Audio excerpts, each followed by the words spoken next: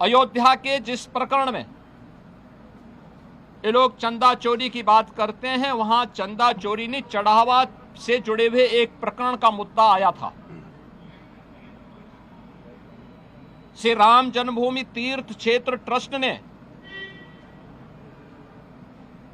इस प्रकरण में 12 जून को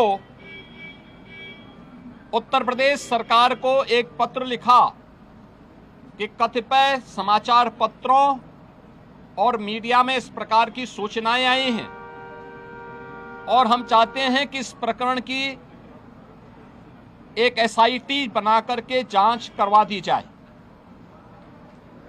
श्री राम जन्मभूमि तीर्थ क्षेत्र ट्रस्ट माननीय उच्चतम न्यायालय के द्वारा गठित एक धर्मार्थ ट्रस्ट है। राज्य सरकार इस मामले में कोई हस्तक्षेप बिना ट्रस्ट के आग्रह पर या माननीय न्यायालय के आदेश के बगैर कोई भी निर्णय नहीं ले सकती थी। ट्रस्ट ने अपील की, अनुरोध किया। राज्य सरकार ने 13 जून को स्वयं उनके अनुरोध के क्रम में एक एसआईटी गठित कर दी, जिसमें सचिव स्तर के एक सीनियर अधिकारी को एसआईटी का अध्यक्ष, आईजी रैंक के एक अधिकारी को उसका सदस्य और वित्तीय मामलों के विशेषज्ञ एक स्पेशल सेक्रेटरी रैंक के अधिकारी को उसका सदस्य बना करके इस एसआईटी को काम दिया गया कि वह अपनी रिपोर्ट उपलब्ध करवाएं, जिससे हम ट्रस्ट को इसके लिए आगे की कार्रवाई के लिए कह सकें। 15 जून से कार्य प्रारंभ किया। इस पूरे प्रकरण में एसआईटी ने अपनी कार्रवाई प्रारंभ की और 23 जून को उन्होंने अपनी पहली अंतरिम रिपोर्ट प्रस्तुत की। 23 जून की अपनी रिपोर्ट के बाद जो रिपोर्ट एसआईटी ने उपलब्ध करवाई, उस रिपोर्ट के क्रम में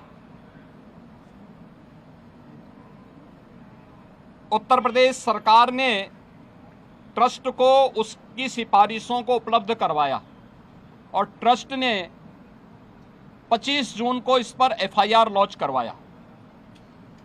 अयोध्या में एफआईआर लॉन्च हुई। एफआईआर लॉन्च होने के बाद उपलब्ध साक्ष्य और प्रमाण के आधार पर कुल 8 लोग पकड़े गए, जिनमें 6 लोग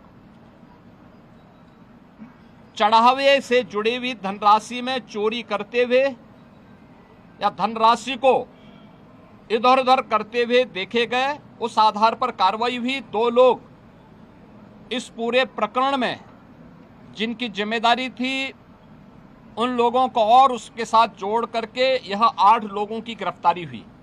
अभी एसआईटी की जांच चल ही रही थी कि माननीय उच्चतम न्यायालय में जो योजित एक पीआईएल थी, उसके तहत उच्चतम न्यायालय ने आगे की कार्रवाई के लिए एसआईटी के पुनर्गठन के साथ ही इस पूरे प्रकरण को अपने देखरेख में आगे बढ़ाया।